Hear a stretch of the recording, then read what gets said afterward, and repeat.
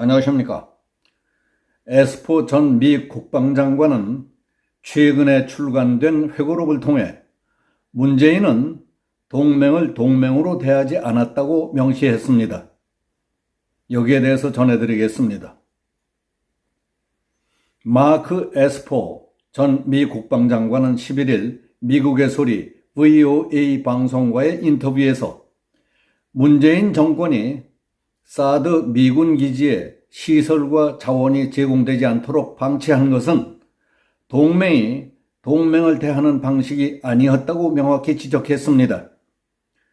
그는 미국과 안보, 중국과 경제협력을 추구해온 문 정권의 전략적 모호성에 대해 비판하며 한국은 민주주의 국가들과 단결해 중국의 강압에 맞서고 쿼드 가입을 밀어붙여야 한다고 촉구했습니다. 에스포 전 장관은 주한미군에 5세대 F-35 스텔스기를 배치해야 한다. 이는 북한뿐만 아니라 장기적으로 중국에 대해서도 강력한 억지 신호를 보내는 것이라고 말했습니다.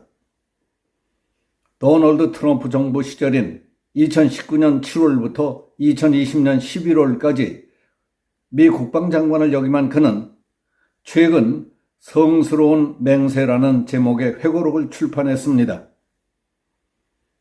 에스포 전 장관은 회고록에서 트럼프 전 대통령은 주한미군 철수를 여러 번 압박했다고 밝혔습니다. 트럼프 대통령의 결심은 단호했고 끊임없이 이를 주장했다.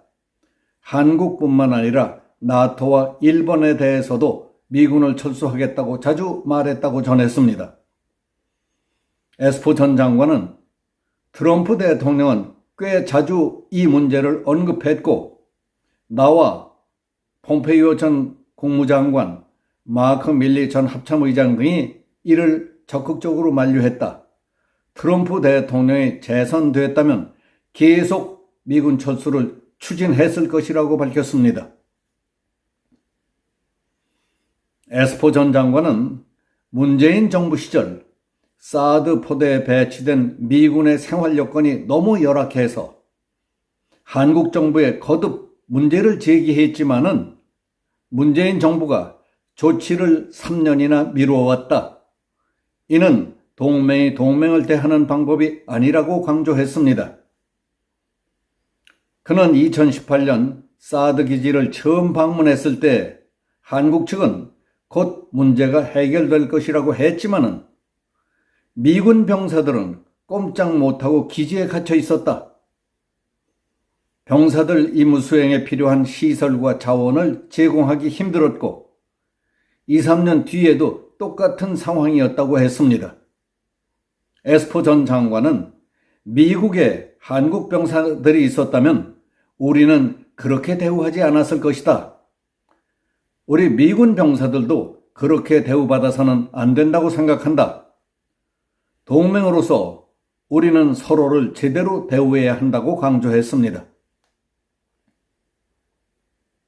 이 대목은 국가와 국가 간의 관계로서 더 이상 참을 수 없는 감정을 꾹꾹 참아가며 한 말이라고 느껴질 정도로 심각한 것이었습니다. 우방이니 동맹이니 그게 문제가 아니라 어떻게 인간이 그럴 수가 있겠느냐? 우리로서는 사람을 그런 식으로 대한다는 것은 생각지도 못할 노릇이라고 항의한 것입니다.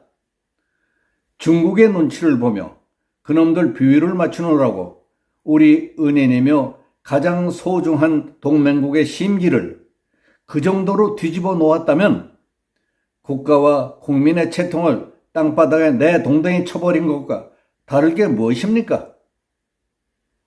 주한 사드 부대에 배치된 미국 병사들이 도저히 기본 임무조차 볼 수 없을 정도로 열악한 환경 속에서 고생하는 것을 보고 참다 못한 미 국방장관이 오죽했으면 회고록에 써서 역사의 기록으로 남겼을까 하는 부끄러운 생각이 듭니다. 문재인은 이것만으로도 대역죄를 저지른 것입니다. 당시 한국이 미국과는 안보, 중국과는 경제협력을 추구하던 문재인의 전략적 모호성과 균형 외교에 대해 에스포 전 장관은 한국은 중국 바로 옆에 있고 중국이 가장 큰 교역국이기는 하지만은 중국은 미국에도 가장 큰 교역국이다.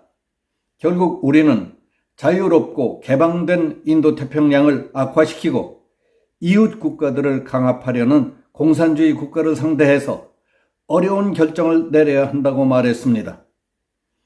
타협을 하려 한다면 옳은 가치를 지켜낼 수 없다.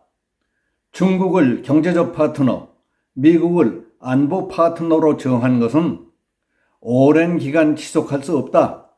어떤 시점에 각국은 민주주의 쪽에 더 가까이 기댈 것인가, 중국에 굽슬거릴 것인가를 선택해야 한다고 말했습니다.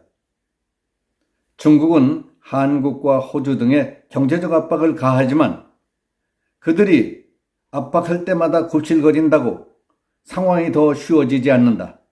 따라서 인도태평양 지역의 민주주의 국가들은 중국의 나쁜 행동에 맞서서 용납하지 않겠다고 밝히는 것이 매우 중요하다고 강조했습니다.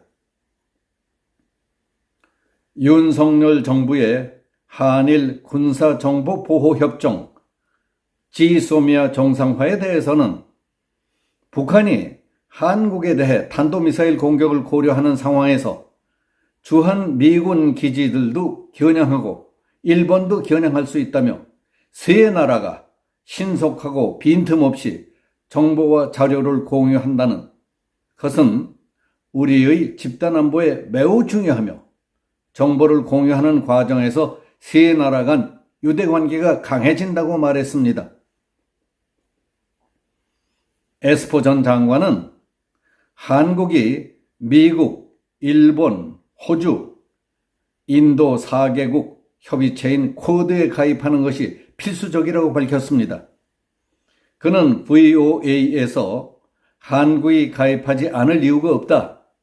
한국은 국제 무대에서 중요한 역할을 할 수 있고 역할을 한층 강화해야 한다. 지금 쿼드 회원국들이 추가 가입국을 초대하지 않는다 해도 한국이 그 문을 강하게 두드리며 가입을 밀어붙여서 퀸트로 만들어야 한다고 강조했습니다. 에스포 전 장관은 주한미군의 4세대 전투기를 5세대 F-35 스텔스기로 대체하고 싶다며 이는 북한에 대한 대응뿐만 아니라 장기적으로 중국에 대해서도 강력한 억지 신호를 보내는 것이라고 했습니다. 그는 대만 해협에서 중국과 타이완 사이에 충돌이 발생해 미국이 개입하는 경우 일본과 한국이 어떤 방식으로든 개입하지 않는 상황은 상상하기 힘들다. 전쟁 수행 지원이 됐든 무역과 경제교역 중단이 됐든 대만 유사시에 영내 국가들은 분쟁에 말려 들어갈 것이며 선택을 강요받게 될 것이라고 했습니다. 이처럼 에스포 전 미 국방장관이 직접 보고 느낀 문재인 정부의 대중, 대미 정책과 외교 행동은 우리 국민의 입장에서 생각해도 낯뜨거운 대목들이 적지 않았습니다. 그러나 정책 차원에서 소중한 충고가 많았다는 것을 짐작할 수 있게 합니다. 이와 같은 충고와 좋은 의견은 외면하고 문재인은 무엇에 홀렸기에 되지도 않은 헛꿈속을 헤매며 나라를 이 지경으로 만들었는지 통탄스러울 뿐입니다. 그 이유와 원인은 무엇 때문이었을까? 정치 사상적 문제뿐만 아니라 정신병리학적인 연구 분석까지 필요한 것이 아닐까 하는 생각이 듭니다. 여기서 마치겠습니다. 감사합니다.